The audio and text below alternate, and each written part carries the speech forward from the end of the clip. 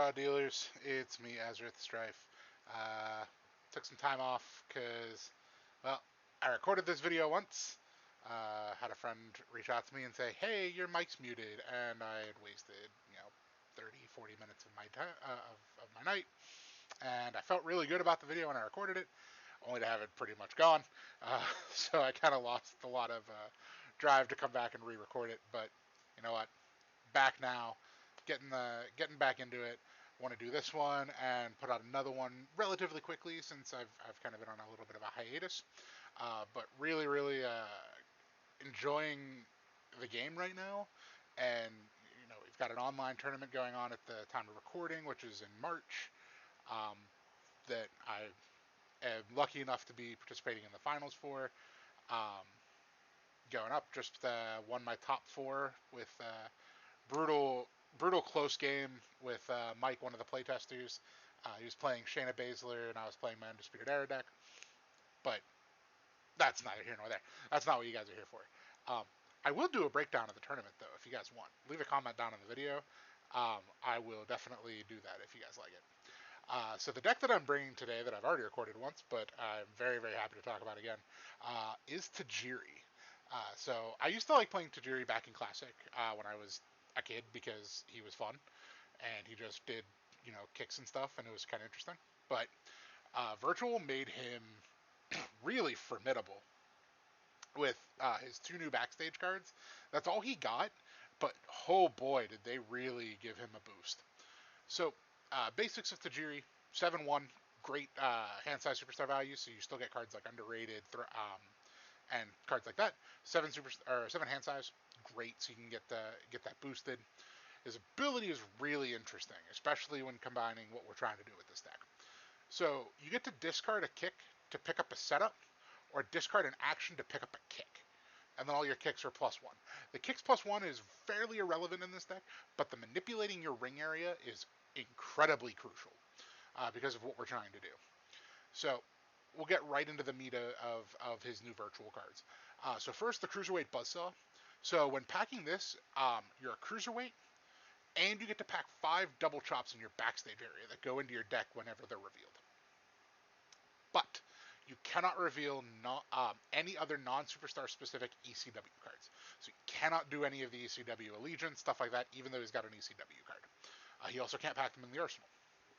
But you get 5 extra double chops, which is great. And when revealed, they all go into the deck.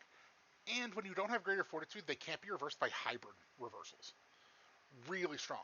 And I love the if your fortitude is not greater, not when you have less. So it works when you have equal, so it works at the beginning of the game as well.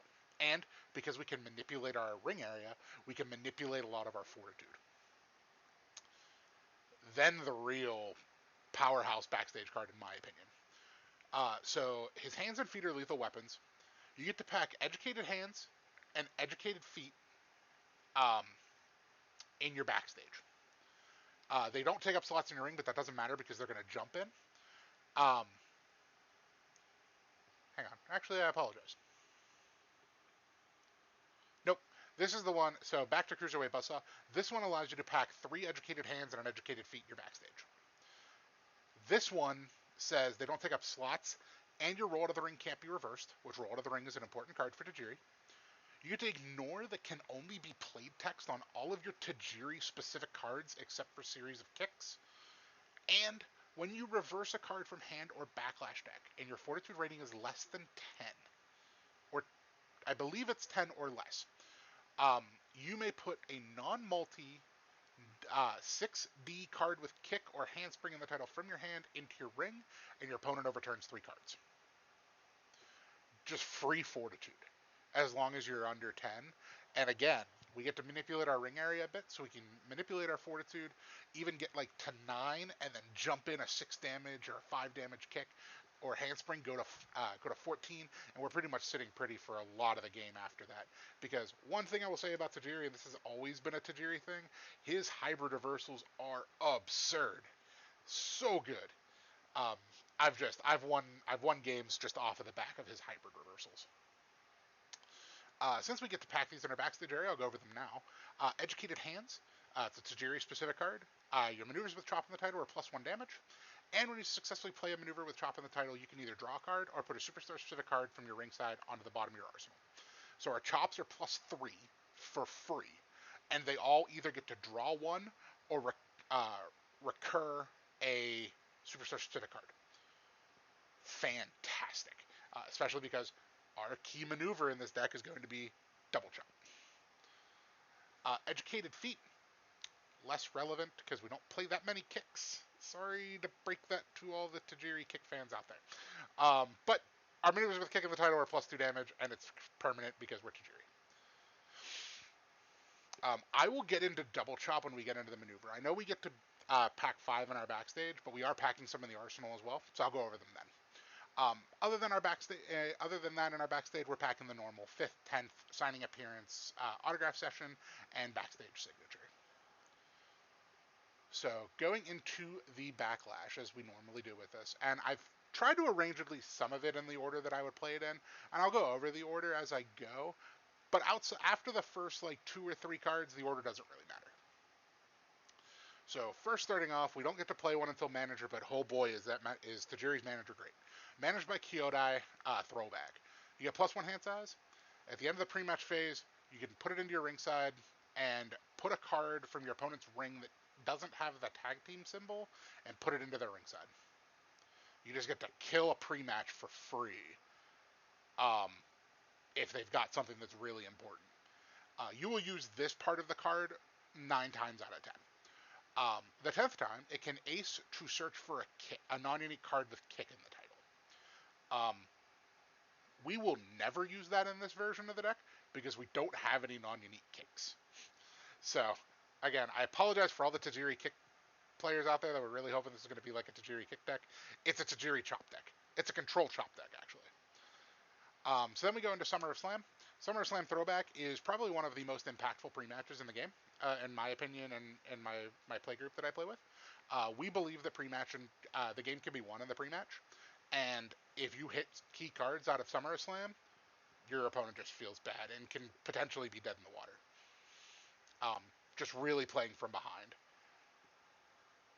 Then we're going to want to drop our product endorsements if we can. Our opponent can stop us from playing this if they have a face card. But this will give us, we don't care so much about the negative superstar value for our opponent, unless they're like a 1 and we can like maybe go first, but it's less relevant. But we get +2 pre-match for our next face card gets +2 pre-match capacity. I like playing a lot of pre-matches because I think pre-matches are really good and are a really important and impactful part of the game. So I like to try to play as many as I can. The face card that we are running we're running 2 face cards in our pre-match. The first one is you can't spell Funaki without FUN. This card's always been great. You get to ace it to put a face card and a unique card from your ringside into your hand, and a card that's been removed from the game. So you get 3 cards off of this ace if it's successful, and you get to basically handpick whatever you want to get into your hand. We're packing at Showtime because we do kind of want to go first. Mainly, we just want to get some tempo, maybe get an early double chop off. We want to be setting the pace early for the game. SmackDown #1 announcer Funaki Throwback. So we get to draw 3 and then put 3 cards from our hand on the bottom of our arsenal. This is just a filter, but I like running it if we're looking for specific cards. Taunted by Chanting Fans. I run this in a lot of my decks now. You get to reveal the top 3 cards of your arsenal, put 1 in your hand, the rest go in your ringside. It does suck that your opponent gets to see the card that's going into your hand, but they would have with like given them high fives or anything like that as well. When your opponent has No-Show, which is a relevant card, or Yo-Dog Kill the Beat, they have -2 hand size. And as an ace, you can make them reveal a card from their hand at random. If it's a reversal, they have to discard it. Good ace. It's just a solid card. Underrated Superstar Throwback, so we get to draw 3 cards, and if we're not the lowest superstar, we have to discard 1, but we're probably going to be the lowest. Fans of an Underdog Throwback. So this card's really awesome, and it can only be played if we have a lower superstar value. This is a little bit of counter synergy with the product endorsements, so you could obviously fluctuate and play with that, however you guys would like to see fit, but it's worked for me so far. At the end of the pre-match phase, When your opponent has a title belt or a card with the McMahon in the title in his ring, you have to look at his hand and make him discard a number of cards equal to the number of title belts and McMahon cards in his ring. This can cripple some decks. Like if I play this against like a Hurricane deck that's wanting to play 4, 5, 6 belts, oof. This can just. Although I believe the Hurricane has cards that blank your opponent looking at your hand, which I think was made for this card, made to counteract this card. But there are other decks that just play a lot of belts or play a lot of McMahon cards. So this card's just really good to have in a pinch. Playing by the rules, shocker, we're a face deck. I think face is probably better than heel, in my personal opinion, just because of this card specifically. Um, I've talked about it in a few other videos. Your face reversals are -5. Their heal and run-in reversals are +5. And when they have no show, they put a card from underneath that and shuffle it into their arsenal. So you generally want to play this one last after you've seen like all of your opponent's pre-matches. Knight of Champions doesn't take up a slot. You get +1 hand size. This is also our break you tech, because we're not running anything else that says your opponent can't play break you. But if they do play break you, we reduce the number that we're going to get broken by 4. And then Making Your Escape. This card is great to play, 1, for self-milling, because we have cards that we actually want to mill into our discard pile, and 2, to get us out of Hell in a Cell.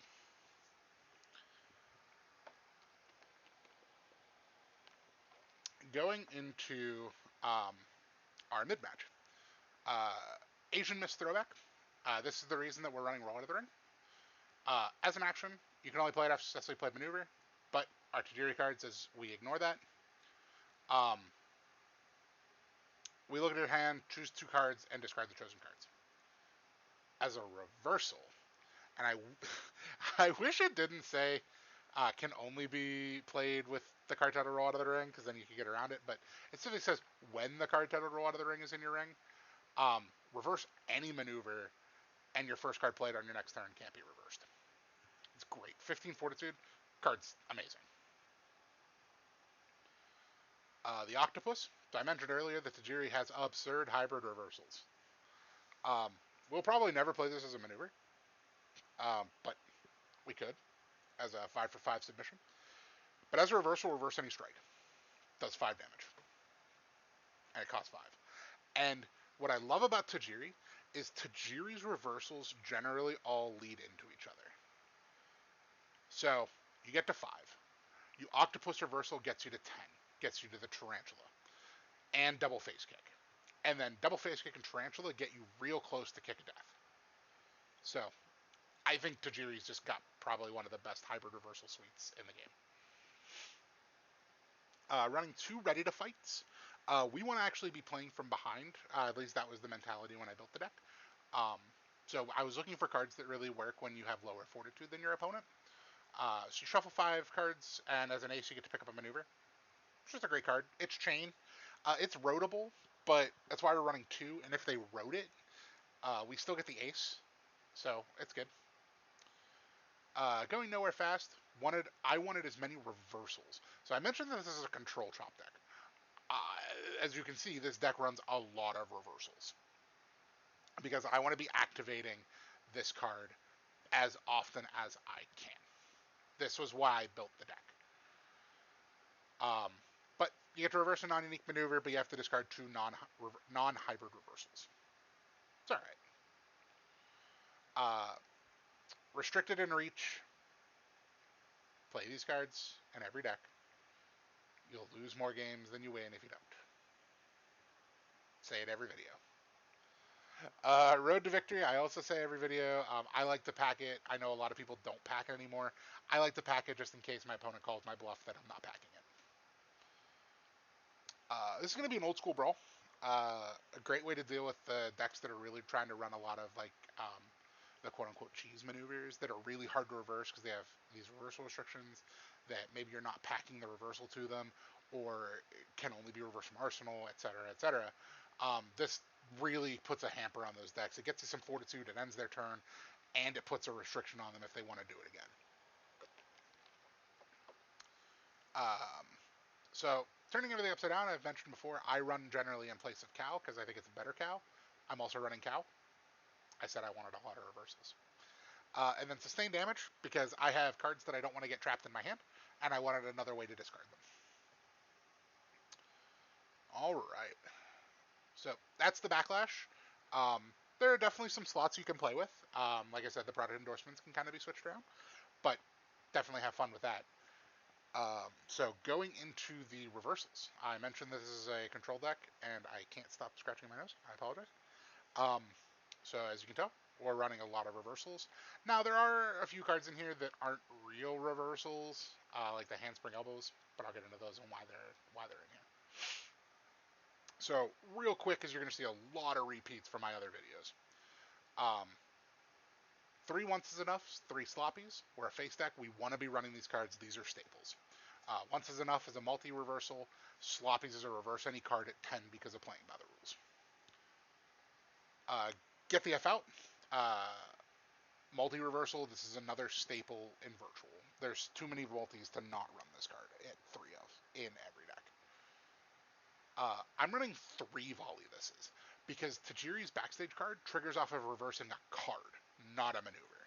So I wanted another large suite of reversals to get that, really get that free fortitude online, because this can go 2 into 7 or 8, and then we can kind of bounce around.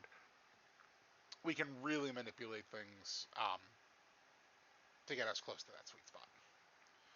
And all of our maneuvers are going to be played from hand, so this doesn't really hurt us that much. And everything else that we're going to do is activating things out of our ringside. 3 Tajiri's handspring elbow throwbacks. We could throw it as a strike if we wanted to, if we were desperate. It can reverse a setup card, whatever relevance that is. When successfully played, you put a non-unique card from ringside pile in your hand. It's got a great play text. This is generally going to be jumped into play with our backstage card. 2 steps, 2 breaks, and 2 reach for the ropes. I'm sorry, 2 steps, 2 escapes, 2 reach for the ropes. So strike reversal, grapple reversal, submission reversal.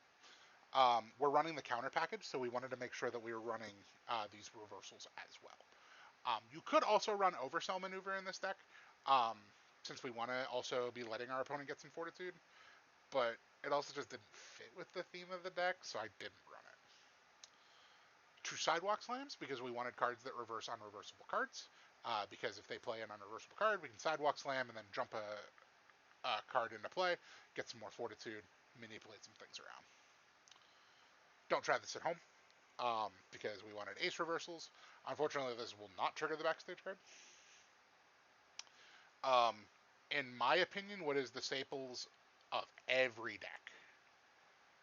Douchebag, Divine, Carlito, Mr. Chance, Breaking Ground, Raw Deal Revolution.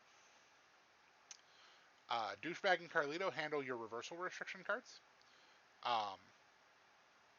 Divine handles everything on the overturn, except for reversals that say can't, except for maneuvers that say can't be reversed from arsenal.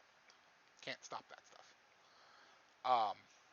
Or like can only be reversed from hand or something like that. Mr. Chance is a great high risk reversal along with a non-damage effect. Breaking Ground, because you want to end your opponent's turn whenever they're hitting you with those big maneuvers, or if you're really far behind, this can get you some more fortitude. It's great. Raw Deal Revolution hits a lot of cards. We're running the price we pay. It's an action reversal that when it's in your ring, whenever a player plays a non-setup action, they either have to successfully plays a non-setup action. They either have to remove the top 2 cards of their arsenal from the game, or allow their opponent to shuffle 3 cards. This was my way of 1, getting me a shuffle in my deck, and 2, also giving me some recursion if my opponent wants to play actions, or just stopping them from playing actions. Counter assault, counter throw, counter hold. I mentioned that we were running these reversals. Just Bring It as a one-of. I actually really love the one-of Just Bring It. Your opponent sometimes won't expect it, and if they're play 2 actions in a turn, you get to reverse it with Just Bring It, look at their hand, and they have to discard all their actions. now we get into the fun of why Tajiri is so great. So, Tajiri's specific cards are bonkers. Starting with Kokubetsu.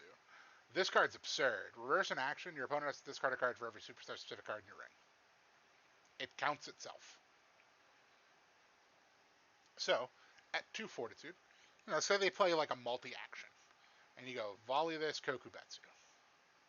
So, let's do a quick count. We're not going to count Kyodai because we probably have burned that. So we've got Kokubetsu is 1, 2, 3, 4, 5. So right off the bat, they have to discard 5 cards from their hand just for playing an action. And that's not including if we've played a double chop or we've put a kick into our ring or the handspring elbow. Like, that's not counting any of that. This card's absurd. Double face kick. We can throw it as a strike if we need to. It would be a 0 for 8, and because we ignore that can only be play text. But as a reversal, reverses any grapple or submission. And when you successfully play it, you get to search your arsenal for a non-unique card, put it in your hand. What's fun about this stuff is, remember Tajiri's ability. Discard a setup, or discard an action to pick up a kick. So, we reverse with the double face kick. Say our opponent is like a heavy grapple submission deck. We get to 10. Double face kick. Our turn. Discard an action. Pick up the double face kick. Our opponent now no longer plays maneuvers, or they walk into this again. Oof. Just oof. Like I said, his cards are absurd. The Tarantula throwback. It's a 10 for 10. Reverses a strike. So, if you're counting that, we have 2 strike reversals, a grapple submission reversal, all at low fortitude, 10 or less, for high damage, and the kick of death. Reverses any strike or grapple. We can throw it as a trademark if we like, because we ignore the can only be play text. But, so that is 3 strike reversals, 2 grapple reversals, and a submission reversal. Jesus.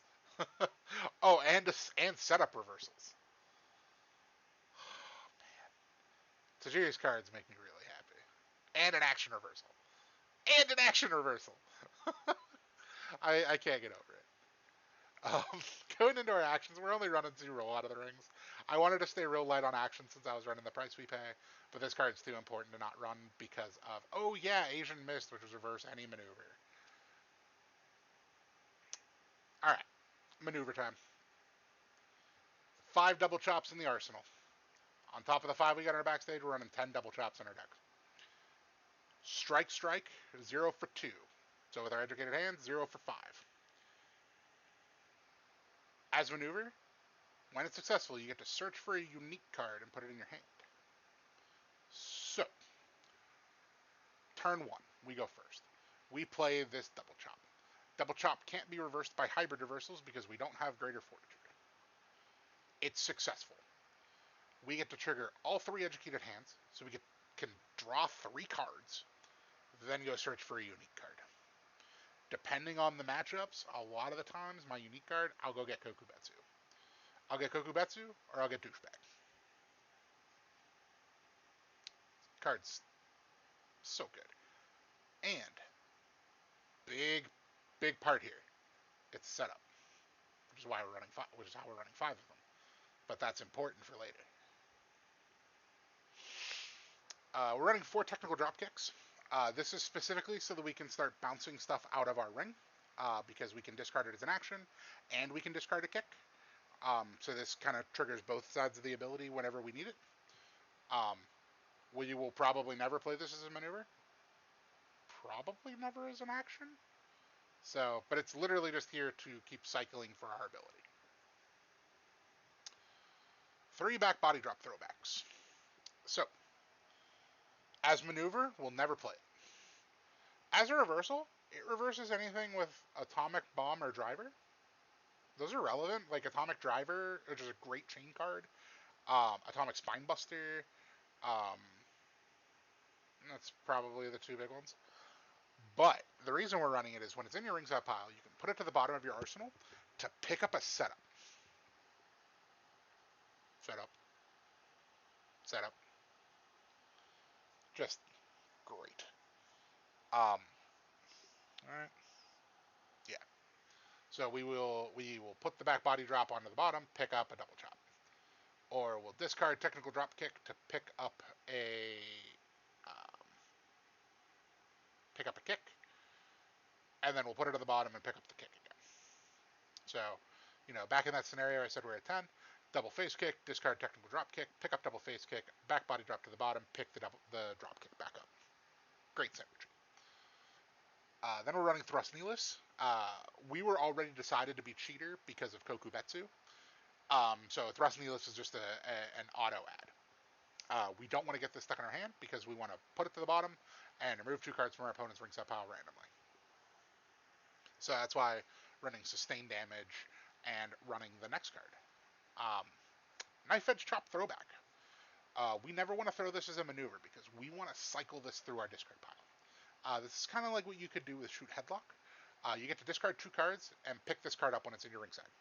So if you have 2 of these, discard 2 to pick up the Knife Edge Chop. Discard a Knife Edge Chop and another card to pick up a Knife Edge Chop. Discard Knife Edge Chop and another card to pick up the Knife Edge Chop. You get to cycle, and we're discarding, back body drops and thrust knee lifts, getting them out of our hand, getting them back to the bottom of our arsenal. It basically gives us infinite life, without our opponent interacting with us. Now, if we're forcing our opponent to then play into us because they'll never kill us on the draw. And then finally, the series of kicks. We can play this as a maneuver. No, we can't.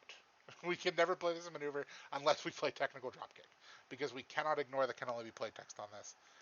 But if we do get to do it, it can only be reverse arsenal. But this is probably, once we get to 9, this is the one we jump into play with our ability, or with the backstage card, getting us to 14. And it can just sit there because we want to just... After we reach that 14 mark, we can then choose to go 2 different routes. We can go manipulate to stay under 10 on our opponent's turn, or we push. And we push for fortitude, and we push to 30. And we tell our opponent, you have to go through octopus, double face kick, tarantula, kick of death. You have to go through all of that if you want to win. So I went for the push, which is why I added more. I added the kick of death, and I added more ways to push fortitude. So, in a nutshell, that is my Tajiri deck. Like I said, it is a control chop deck. It has done fairly well for me. I've lost a couple of games with it, but I've won a couple of games with it as well. I actually won my my fourth round. Um, yeah, fourth round against Evan, who is one of the playtesters, and I respect him greatly as a player. He was playing Nia Jax. I played Tajiri. We had a great game, and Tajiri pulled it out. Um, so yeah, please give this deck a run. Let me know what you guys think. Before I go though, I wanna go over a couple of things, and I went over this in the last video um, that ended up not being able to get recorded because of my muted mic, but I feel strongly enough about it that I wanted to talk about it again. I've noticed as I put these videos up, I very, very quickly get thumbs down and disliked. Now, I can't guarantee why they're happening. My main thought is it's classic purists who think Virtual Classic is a bad format and it's bad for the game, and it's not how Raw Deal was intended, and it's not good. One of the complaints I heard about Virtual is you need 3 or 4 books to learn how to play Virtual and to get through a pre-match phase. I'm gonna get kind of shitty here, and I apologize if this offends anyone. Virtual Classic, in my opinion, is far better than Classic ever was. Um, what the devs and the design team and the playtesters who have sunk hours upon hours into this game to keep it going because they love it so much, what they've managed to do is they have managed to fix so many of the problems that Classic had, which was by the end of Classic, there were 4 or 5 competitive decks. That's it. If you didn't play one of those decks in a major event, you were going to lose. And it's just not fun when the game's like that. What they've managed to do is they've made so many superstars viable, even with just 1 or 2 card changes. They've fixed a lot of the broken mechanics that existed in the original game. Um, just recently, Chain. Chain got a nerf. I don't even want to say it got a nerf. It did get a nerf, but it got a correction that it always should have been. Chain never should have stopped your opponent from playing the game. It doesn't now. So, I I feel so strongly about Virtual because I didn't play Raw Deal for 15 plus years. Since I was a teenager. And I stopped. And I came across Eric's videos on YouTube. And a big shout out. I give Eric so much props. 1, for what he did with the Backlash podcast, and 2, for all the videos he recorded and got me back into this game. I extend a huge thank you to him. But he got me back into the game. Virtual Classic got me back into this game. I saw those videos. I'm like, oh man, I remember how much fun this game used to be. And then we started playing, and I'm like, they fixed it. They made the game better. And I honestly don't believe Classic would have did that for me. I would have went the rest of my life just remembering Raw Deal as a pastime I used to do as a kid, and it wouldn't have held me as hard as Virtual Classic has. It wouldn't have kept me going and got me the drive to make these videos and compete in online tournaments for no prizing, just because for the love of the game. Guys, I know you guys think Virtual is bad, and it's intimidating to start, and I agree.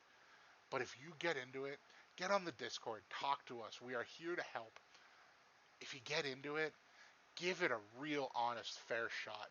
Play with your friends, or play with some of us that are more familiar with the game.